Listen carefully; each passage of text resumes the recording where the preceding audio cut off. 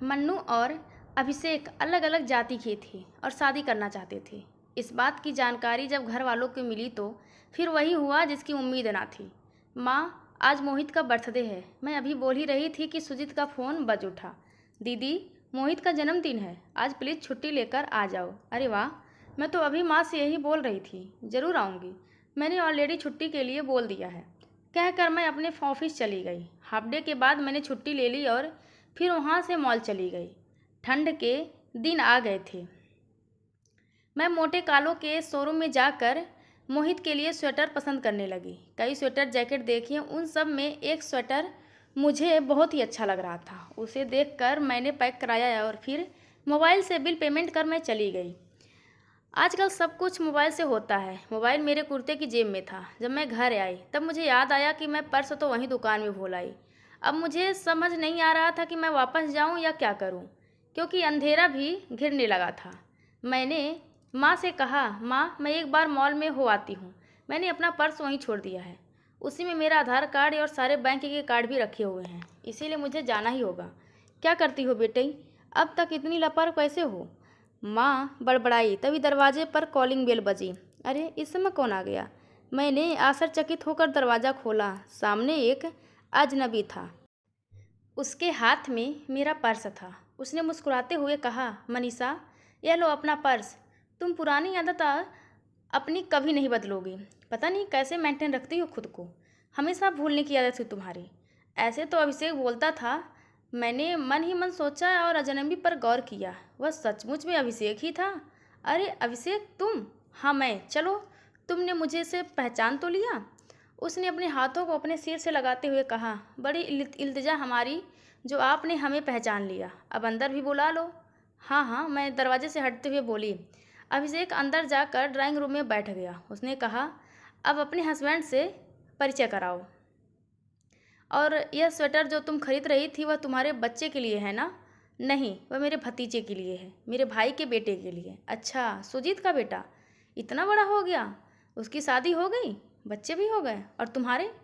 उसने प्रश्नसूचक निगाहों में मेरे ऊपर टिका दी। नहीं, मेरी बात अधूरी रह गई। तभी माँ ड्राइंग रूम में आते हुए बोली, इसकी शादी में कोई रुचि नहीं। पता नहीं अपना दिल किसे दिया, कुछ बताती भी नहीं। बोल बोल कर थक गई हूँ, अब बोलना भी बंद कर दिया। माँ की चिढ़ती हुई आवाज़ से ना जाने क्यों मुझे अभिषेक की आंखों में राहत नजर आई। उसने कहा, तो मैडम, आपने शादी नहीं की? नहीं की? जाओ बेटी, चाय बना कर लाओ। माँ ने कहा तो मैं किचन में चली गई। और बताओ बेटा, तुम्हारा क्या हाल चाल है? माँ की आवाज़ रसोई तक आ रही थी। एक बार यहाँ से गए तो पलट कर आए नहीं कभी। माँ बोल रही थी, नहीं आंटी, हिम्मत नहीं पड़ती थी आने की।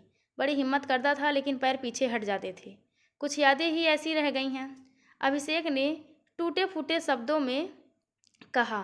फिर यहाँ कैसे आना हुआ? मैं अपनी नौकरी के सिलसिले में आया हूँ। अब मेरे विभाग ने मेरा ट्रांसफ़र कर दिया है। मैं इस शहर को कभी भूल नहीं पाया। आज मैं यहाँ आने ही वाला था कि मेरी नज़र मनीषा पर पड़ी, जो ऑफिस से निकलकर मॉल की तरफ जा रही थी। मैं वहीं था, तभी मैंने उसे स्वेटर के शोरूम में घुसते हुए देखा।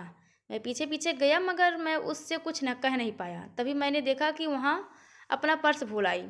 तो मैंने दुकान वाले भाई साहब को सारी बात बताई तो उसने मुझे पर्स दे दिया। मैंने उसे चेक किया, उसमें मुझे घर का पता नज़र आया। तब मुझे लगा कि आप लोग इसी पुराने घर में रहते हैं। फिर उसी के पीछे पीछे मैं यहाँ तक आ गया। बहुत अच्छा किया बेटा, माँ ने कहा। तब तक मैं चाय और प्याज की पकौड़े लेकर वहाँ आ चुकी थी। अरे वाह, प्याज की पकौड़ियाँ? उसने पूरा प्लेट उठा ली। पकौड़े खाते हुए बोला, भूली नहीं हो पकौड़े बनाना। और वह मुस्कुराने लगा। चाय और पकौड़े खाने के बाद उसने माँ और मुझसे आज्ञा मांगी और चला गया। शाम हो चुकी थी। रमा खाना बनाने के लिए आ चुकी थी। रमा, आज खाना नहीं बनेगा, तुम बस दूध उबाल लो। ठीक है दीदी, मैं सुबह की सब्जी अभी काट लेती हूँ। कहकर वह रसोई में चली गई और मैं अपने कमरे में। कुछ पुरानी यादें मेरे जहन में दोबारा घूमने लगी। जब मैं कॉलेज में थी और अभिषेक भी मेरे साथ ही था। न चाहते हुए भी मेरी नज़रें कई बार उससे टकरा जाती थी और हम एक दूसरे को देखकर मुस्कुरा दिया करते थे। समय बीता, हम दोनों ने एक दूसरे को पसंद कर लिया था। अपने घर वालों से छिप छिप कर हमने प्यार तो कर लिया था, लेकिन डर लगता था कि कहीं हमारी पेरेंट्स हमारे प्रेम कहानी को स्वीकार न करें या ना करें। मगर हमारा प्यार अधूरा रह गया था। अभिषेक के घर में उनकी एक बड़ी बुआ जो था साथ में रहती थी, उन्हें हमारी प्रेम कहानी बिल्कुल पसंद नहीं थी। कॉलेज के बाद अभिषेक ने बैंक के पीओ की परीक्षा दी और पास कर गया। उसके बाद उसने अपने घर में मेरे बारे में बात की। उसकी बड़ी बुआ ने सिरे से इनकार कर दिया। अभिषेक की बड़ी बुआ उसके पिता से बहुत ज़्यादा बड़ी थी। वह विधवा भी थी और मायके में रह रही थी। कोई भी उनकी बात नहीं काटा करता था। मैं और अभिषेक दोनों दो अलग अलग जाति के थे। यह मध्य वर्ग के समाज में बहुत बड़ा मुद्दा होता है, जिससे हम दोनों को अछूते नहीं थे। मैं चुप रही थी। मैंने अभिषेक को पहल करने के लिए कहा था, जिसमें अभिषेक पूरी तरह से फेल हो चुका था। कान खोलकर सुन लो लल्ला, मेरे रहते हुए किसी और जात की लड़की इस घर में बहू बनकर नहीं आएगी, बड़ी बुआ ने दहाड़ते हुए कहा था। बुआ की इस बात से निराश होकर अभिषेक ने अपना ट्रांसफ़र दूसरे शहर में करवा लिया। जाने से पहले उसने मुझसे कहा था, जब तक बड़ी बुआ हैं हम दोनों नहीं मिल सकते। मेरे माता पिता को कोई आपत्ति नहीं, लेकिन तुम मेरा इंतज़ार मत करना। तुम्हें कोई अच्छा रिश्ता नज़र आए तो तुम फ़ौरन शादी कर लेना। मगर इसके लिए मैं तैयार नहीं थी। मैंने कहा, अब इस टूटे दिल में कौन बसेगा अभिषेक? मेरा जो कुछ है वह तुम हो। पागल मत बनो मनु। जब समय बीत जाता है तो सब कुछ सही हो जाता है। मैं जा रहा हूँ तुम्हें आज़ाद करके। अभिषेक की इस बात पर मैंने कुछ भी नहीं कहा। फिर दोनों एक के रास्ते अलग हो गए। मैंने पढ़ाई के बाद कंप्यूटर का कोर्स किया और एक ऑफिस में काम करने लगी। मेरे घर में मेरे अलावा मेरा छोटा भाई ही था। मेरे पिता कई तरह के रिश्ते लेकर आए, लेकिन मैंने हर रिश्ते को ना कर दिया। मैंने अपने आप को पढ़ाई में पूरी तरह डुबो दिया और बड़ी दृढ़ता से कहा, जब तक मेरी नौकरी नहीं लगेगी मैं शादी नहीं करूँगी। पिता बोलते हुए थक गए, लेकिन मैं टस से मस नहीं हुई। आज अचानक अभिषेक दोबारा सामने आ गया। मेरे सोए हुए सपने और सारे अरमान जागने लगे थे। मनु, मनु, तभी माँ की आवाज़ आई। हाँ माँ, मैंने अपना चेहरा छिपाते हुए कहा। मेरा पूरा चेहरा आंसुओं से भीगा हुआ था। मैंने जल्दी से नल में जाकर अपना चेहरा धोआ और बाहर निकली। किन ख्यालों में गुम हो मनु? तुम्हें पता है कि हमें सुजीत के घर जाना है? माँ ने कहा। मैं तो भूल ही गई थी माँ, मैं जल्दी से तैयार हो जाती हूँ। माँ आप भी तैयार हो जाइए, मैं तैयार बैठी हूँ, तुम जल्दी से तैयार हो जाओ। और तुम्हारी आंखें इतनी लाल क्यों हैं? माँ चिंतित हो गई। पता नहीं, कहकर मैं जल्दी से तैयार होने के लिए चली गई। पार्टी काफ़ी अच्छी थी। सुजीत ने बहुत अच्छा अरेंजमेंट किया था। रात में खाना खाने के बाद हम माँ बेटी दोनों वापस आ गए और सो गए।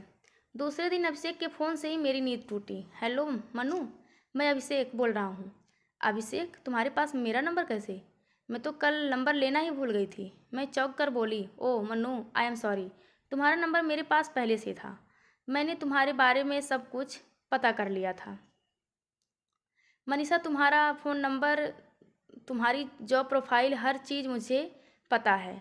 तुमने शादी नहीं की अभी पता है, और यही मुझे जीने के लिए हिम्मत देता रहा। मैं तुमसे मिलने ही आया हूँ, यह बताने की अब बड़ी बुआ नहीं रही। माँ और पापा को तुमसे कोई आपत्ति नहीं। मैं शादी करने के लिए तैयार हूँ। अगर तुम्हें कोई आपत्ति नहीं हो तो बताओ। मैं इस सरप्राइज़ के लिए तैयार नहीं थी। मैं खिसियाते हुए बोली, अभिषेक प्लीज़ इस तरह का मजाक मत करो। नहीं, मैं मजाक नहीं कर रहा, मैं सीरियस हूँ। अगर तुम्हारी हाँ है तो मैं अभी आ रहा हूँ तुम्हारी माँ से बात करने के लिए। अचानक इस सरप्राइज़ गिफ्ट से मेरी आंखें शर्म से झुक गई। मैंने कहा, नहीं, मुझे कोई आपत्ति नहीं है। मैं तो तुम्हारा इंतज़ार कर रही थी। सेम टू सेम हियर, अभिषेक ने कहा। थोड़ी देर बाद अभिषेक घर आया। उसने मम्मी को पैर छूकर प्रणाम किया और कहा, आंटी प्रणाम। मैं शुरू से मनीषा से बहुत ज़्यादा प्यार करता था, उसे अपना जीवन साथी बनाना चाहता था। वह भी मेरा ही इंतज़ार करती रह गई।